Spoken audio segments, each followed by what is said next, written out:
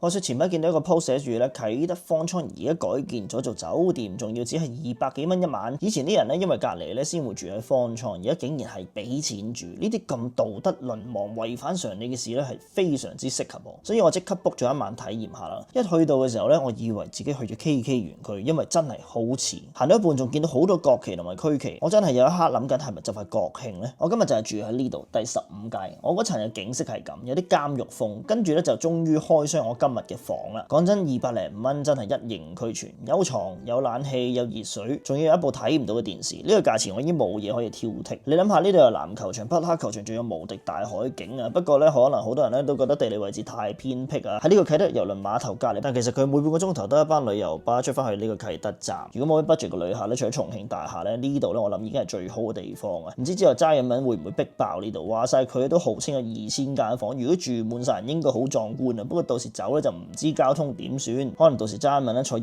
輪會快少少啊！好，分享完，拜拜。